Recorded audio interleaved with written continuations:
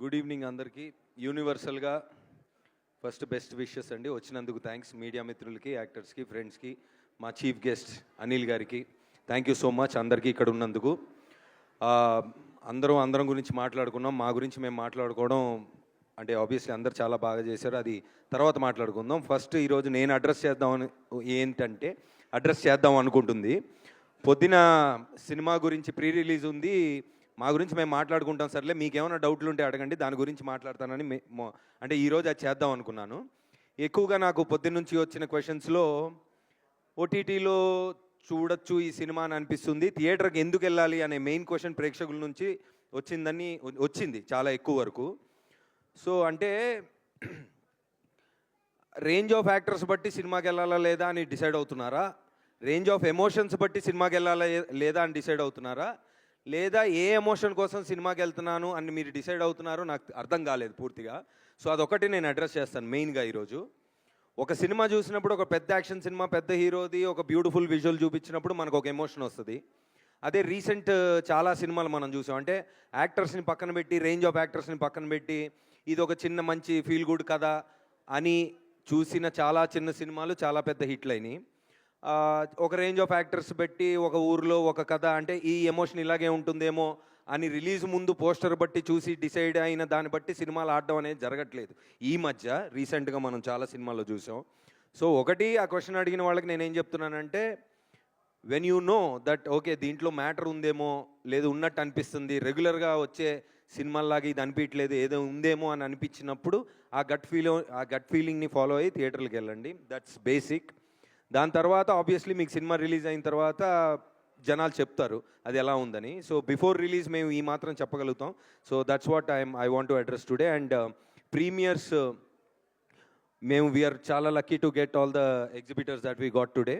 That speaks the result of the film before its release. So paid premiers 75 rupees, 100 rupees and 150లో పెట్టారు, అంతేనా? Yeah, so 100 and 150. And also అది వాళ్ళే decide అయ్యారు, ఇది మంచి కంటెంట్ సినిమా, దీన్ని రేట్లు హడావిడి చేయకుండా ప్రేక్షకుల దగ్గరికి తీసుకెళ్దామని అందరూ కలిసి తీసుకున్న నిర్ణయం అది. So we are very confident about it. And ఇందాక మా మురళీ బ్రో మంచి మాట అన్నారు. అనిల్ గారు, మీరు డబల్ హ్యాట్రిక్లు కొట్టి సినిమా థియేటర్లకి రండి అని క్యూలు కట్టించారు జనాల చేత. And it's a beautiful thing that I heard today.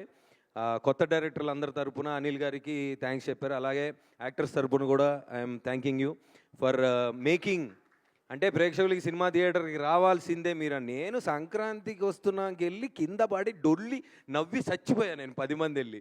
So I'm waiting for Shivashankara Varaprasad, I can't wait. అంటే మీరు ఇప్పుడు దాకా పెద్ద కంటెంట్ బయటకు ఇవ్వలేదు, కానీ మా బాస్ టైమింగ్ అది ఏది మేకింగ్ వీడియోస్లో చూసే నాకు చాలా ఎక్సైట్మెంట్గా ఉంది.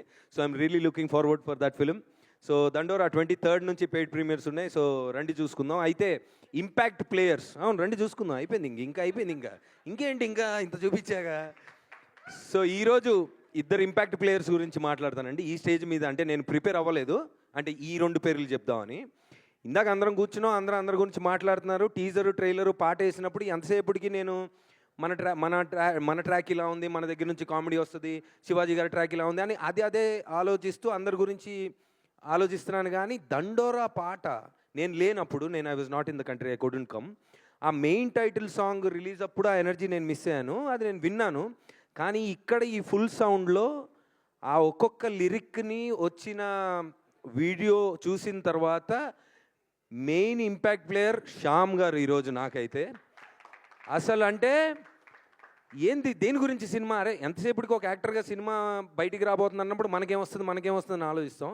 కానీ మెయిన్ కథ విన్నప్పుడు నేను ఏదైతే ఫీల్ అయ్యానో, అరే పాయింట్ ఇది టూ మచ్ ఉంది, దీంట్లో మనం చెయ్యాల్సిందే అని ఫీల్ అయ్యింది. ఇంత జరిగిన తర్వాత ఈరోజు ప్రోడక్ట్ వెళ్తున్నప్పుడు మళ్ళీ ఆ పాట విన్నప్పుడు దీని గురించి రా సినిమా, కాలర్ ఎగరేసుకొని చెప్పొచ్చు ఇది ఒక అద్భుతమైన సినిమా అని మళ్ళీ నేను ఫీల్ అయ్యాను సార్ శ్యామ్ గారు ఈరోజు. అండ్ వన్ మోర్ థింగ్, ఈ సినిమా చాలా, అంటే ఒక ట్రైలర్ కానీ టీజర్ కట్ చేస్తున్నప్పుడు చాలా కష్టం, అంటే ఎవరిని చూపించాలి, ఏం చూపించాలి, ఏ కథ నుంచి ఓపెన్ చేయాలి ఏంటని. సో ఆ విషయంలో మా ట్రైలర్స్ కట్ చేసిన విజయ్ అని ఒక ఆయన ఉన్నారా ఈరోజు? Murali is not here. So దేని గురించి చెప్పాలో తెలియదు, ఏదైనా చెప్పచ్చు, ఇన్ని ట్రాక్స్ ఉన్నాయి, జనాల్ని కన్ఫ్యూజ్ చేయకూడదు, ఉన్న మ్యాటరే చెప్పాలి కానీ ఎక్కువ చెప్పకూడదు. సో టీజర్ ఒక అంతవరకు వచ్చింది. తర్వాత ట్రైలర్ ఎలా చూపిస్తారు అని మేము డిస్కస్ చేసినప్పుడు టీజర్లో చూపించిన బిట్లే కొంచెం ఎక్కువ చూపించారు కానీ ఎక్కడ ఏమి ఎలా జరిగింది అని నాకు వస్తూ ఉంటాయి కమెంట్లు. అన్న వీళ్ళందరిలో ఒకళ్ళు పోతారన్న, వాళ్ళు ఎవరో నాకు తెలియట్లేదన్న, టీజర్ ట్రైలర్ చూశాను ఒకడు, ఏదో జరిగిందన్న అదేంటో తెలియట్లేదు అంటాడు ఒకడు. సో డెఫినెట్లీ కథ దేని గురించి అని ఇప్పుడు చాలామంది మేధావులు ఉంటారండి, రివ్యూవర్స్ కానీ ప్రేక్షకులు కానీ చాలామంది ఇది టీజర్లో ఇలా ఉంది కాబట్టి ఇక్కడ నుంచి ఇది జరిగిద్ది ఇది అని. మీరు ఏమన్నా గెస్ చేయండి. నేను సినిమా కథ తెలిసిన నాకు ట్రైలర్ చూసిన తర్వాత నేను చాలా ఎక్సైట్ అయ్యా. అంటే ఉన్న మ్యాటర్నే చెప్పాడు కానీ అది ఎటు నుంచి ఎటు వస్తుందో ఏం జరుగుతుందో అస్సలు గెస్ చేయలేకుండా చెప్పారు. I think Vijay he's done a fantastic job.